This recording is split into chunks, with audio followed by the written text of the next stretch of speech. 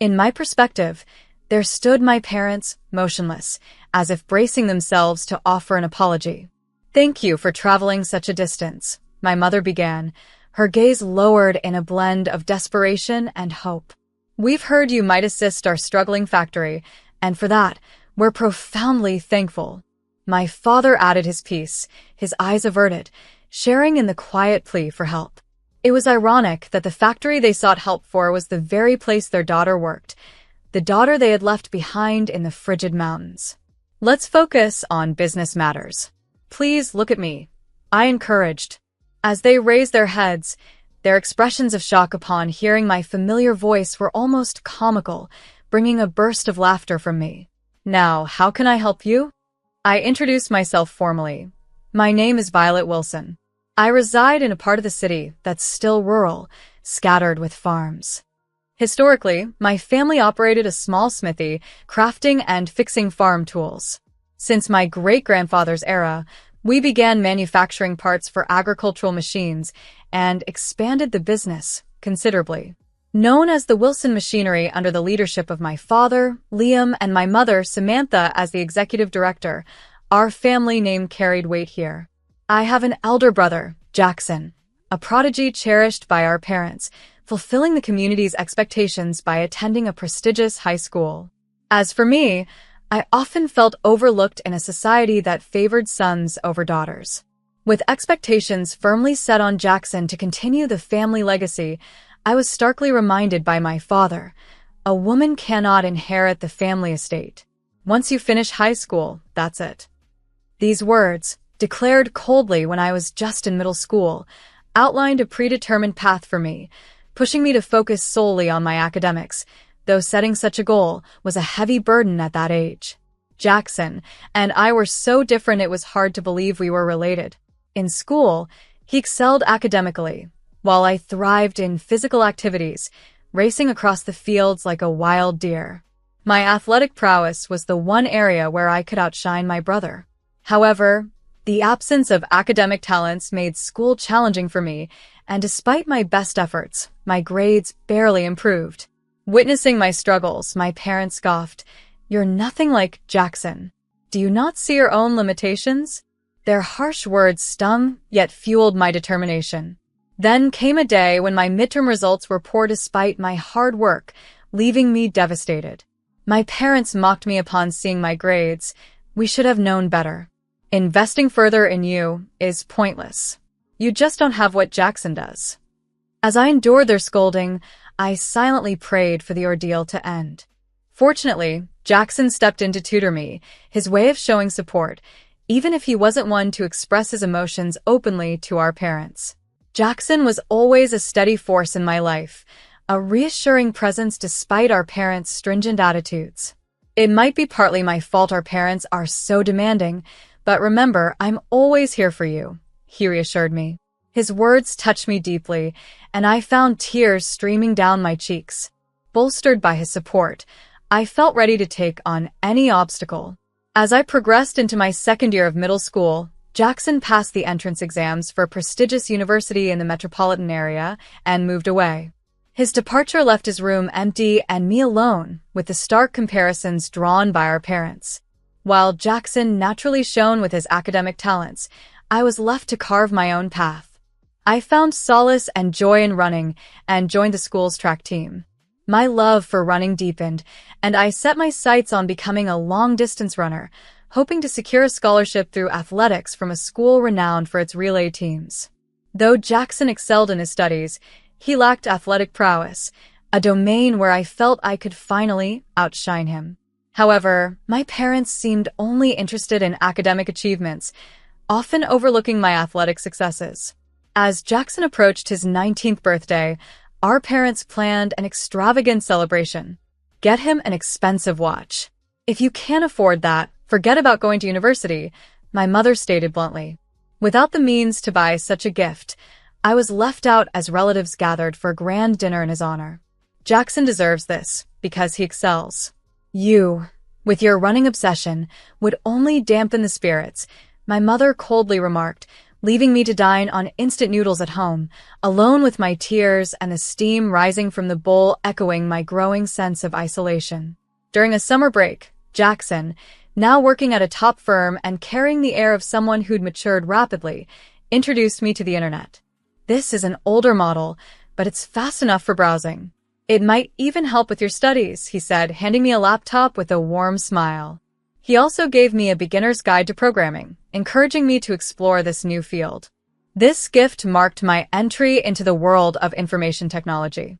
Despite initially struggling with mathematical concepts, I found joy in creating programs. Each successful code I wrote brought a profound sense of achievement, and slowly, a new passion began to crystallize, though it was still forming its shape. One day, my father abruptly dismissed this budding dream. "Are you playing games on that computer again instead of studying?" he accused. "I'm programming, not playing," I responded, frustration coloring my tone. My words, hinting at his outdated views, only ignited his temper further. "What nonsense are you talking about, Violet?" he snapped, grabbing the laptop and throwing it out the window in a fit of anger. "Now that it's broken, maybe you'll focus on your studies." As I watched him walk away with a self-satisfied smirk, I felt a mix of anger and heartbreak. I went outside to retrieve the laptop, only to find it shattered on the ground, its screen cracked, a stark symbol of my thwarted aspirations. Yet, even amidst the fragments of broken dreams, my resolve to forge my own path only grew stronger. The laptop was irreparably damaged. It wouldn't turn on anymore.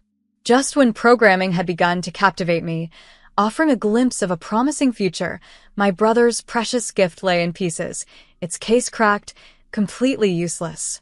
Without the funds for repairs, it seemed my newfound passion might fade away. As I stood amidst the remains of the broken laptop, despair washed over me.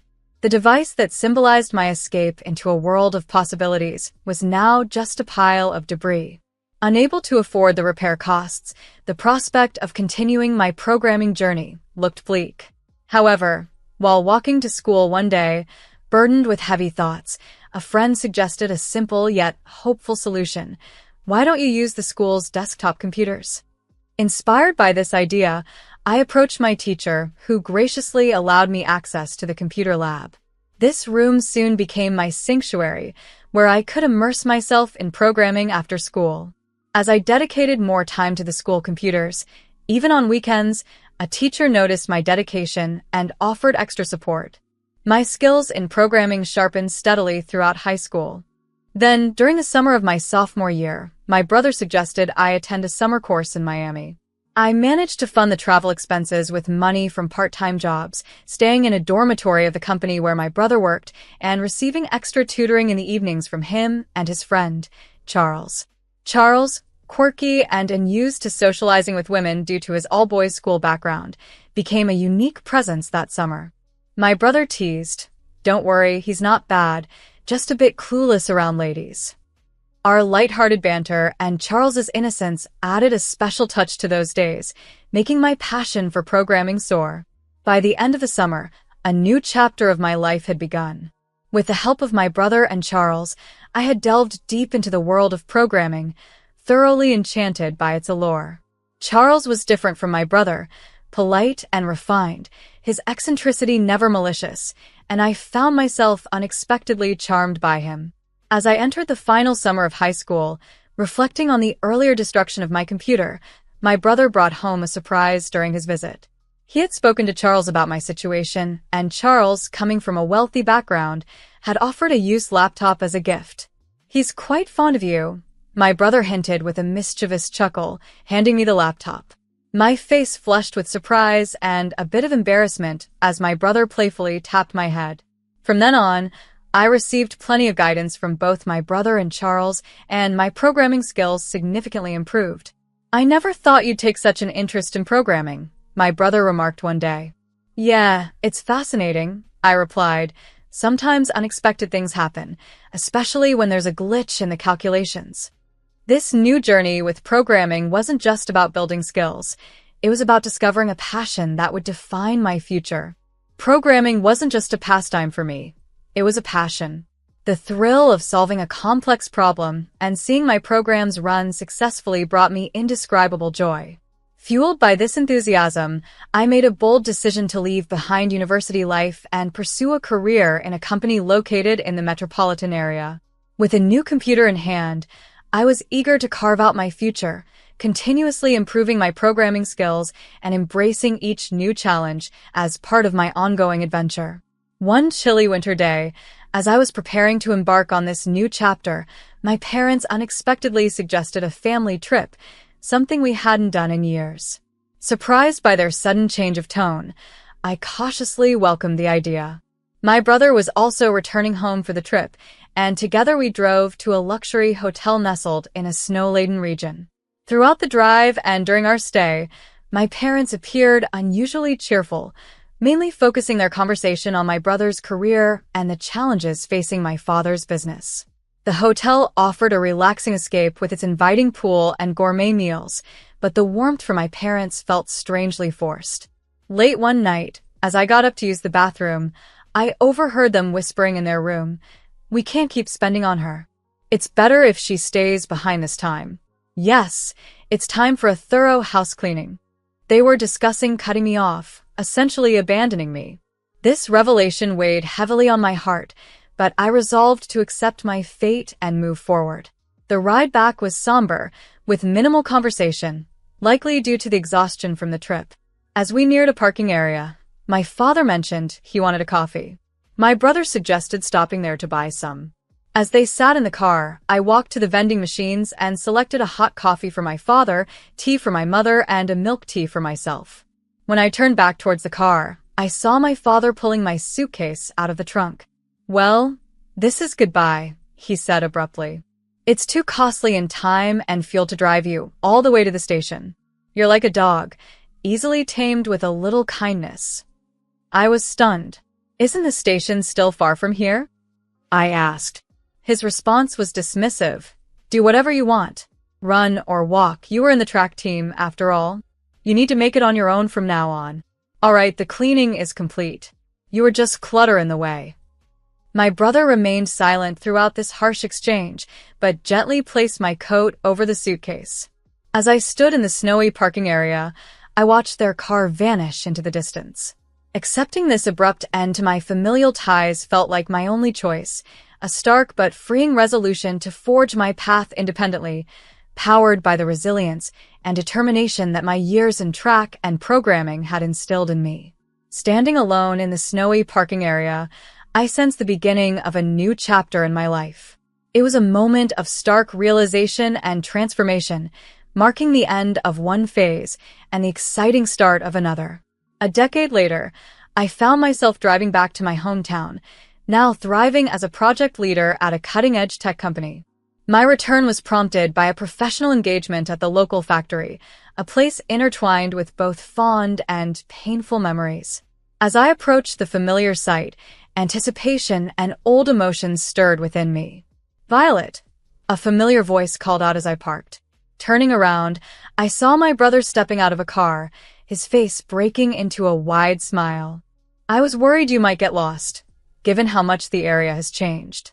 "No worries, the GPS got me here just fine," I replied, sharing a light moment before we dove into the reason for our reunion.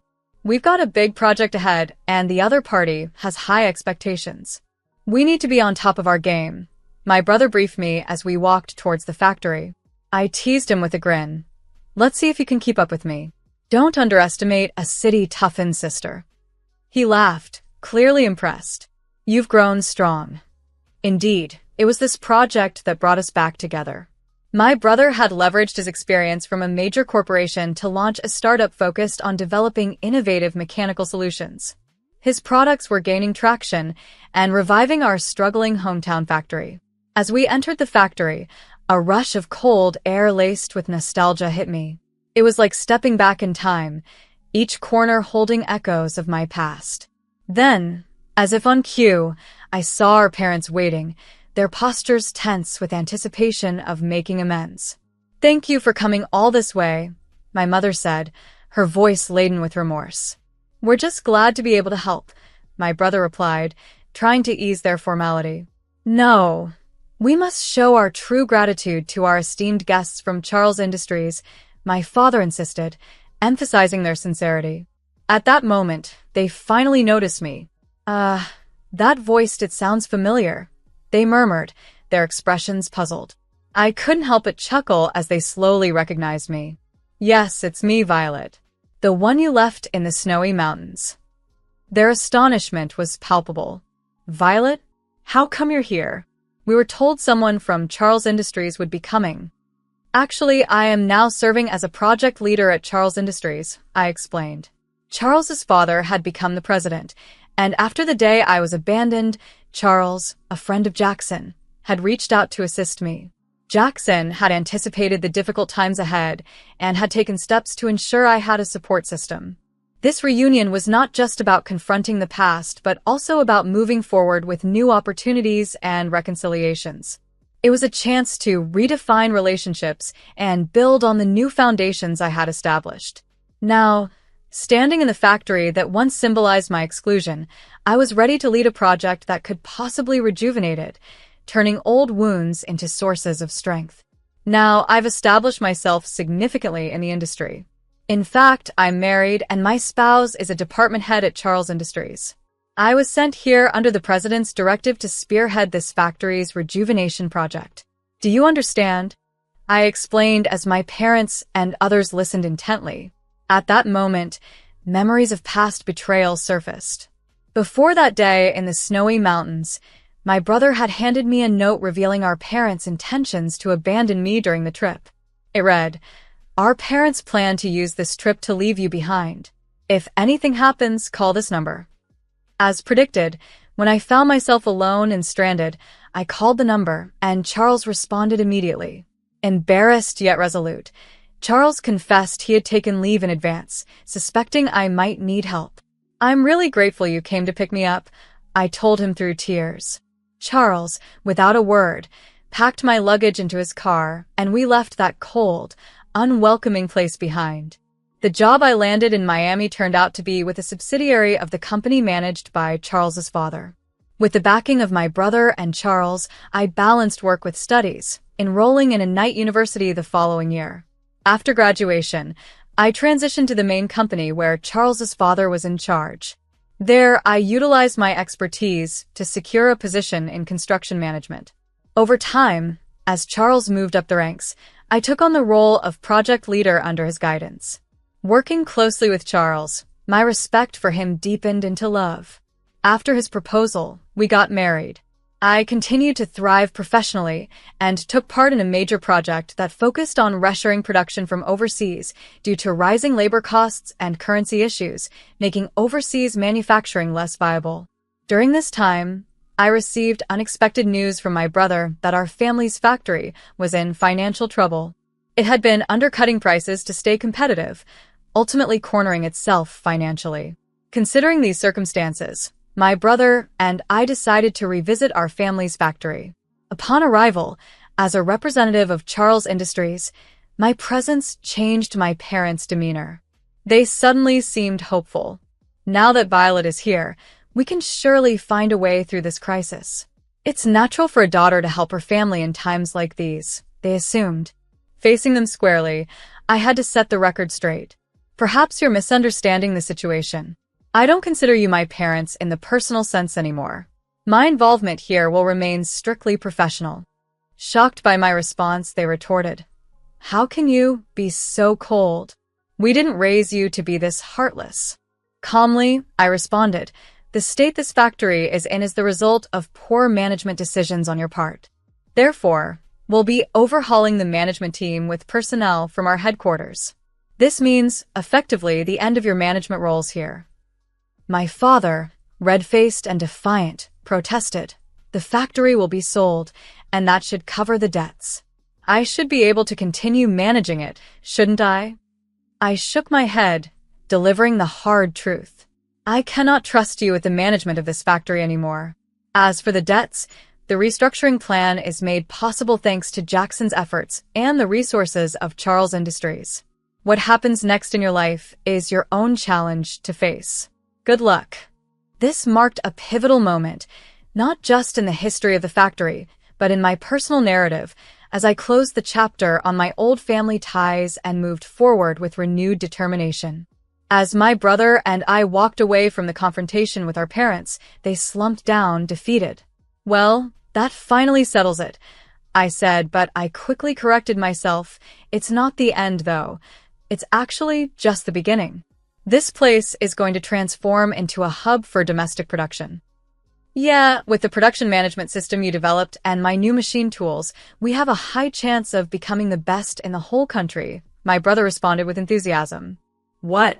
"No, we're not just aiming to be the best in the country. We're aiming to be the best in the world," I declared. Sharing such lofty aspirations, my brother laughed heartily, echoing the ambition that now defined us. As expected, our parents eventually sold the factory, but the amount they received wasn't enough to cover their debts. I heard they ended up working in a very cold location, and although they have begged us for money multiple times, we've deliberately chosen not to respond. However, I couldn't completely ignore their plight, so as an ironic gesture, recalling how they left me out in the cold, I sent them a box of disposable hand warmers I had collected during my college days. Meanwhile, the factory we purchased was revitalized and is now thriving after renovations. It has become a central hub for manufacturing, inventory management, and shipping, providing new jobs for the local community and gaining significant appreciation. Alongside my husband, I'm leading new projects to expand our division. In the future, we plan to focus on supporting American companies in their overseas market expansions and business partnerships. Our lives are busy, but a few times a year, we take time to rest at that distant hotel, especially when it starts to snow. Each year, visiting that spot stirs something in my heart. "What are you thinking about?" "Reflecting on the past again?" my husband asked gently during one of our visits. "Yes, this place holds unforgettable memories that linger in my heart," I responded. "Me too, it all started here," he said with a smile. "I remember that day, despite it being the middle of winter. Your face was beet red like a boiled octopus," I said, trying to hold back my laughter. "Haha, you too, your face was so red, you looked like a child," he retorted. We looked at each other and burst into laughter together.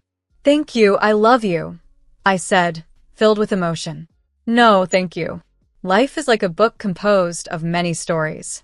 Episodes between a couple like us form a chapter of that story, and it's quite captivating," he replied, squeezing my hand as we both cherished the journey that began in that snowy parking area, a journey that transformed our lives forever.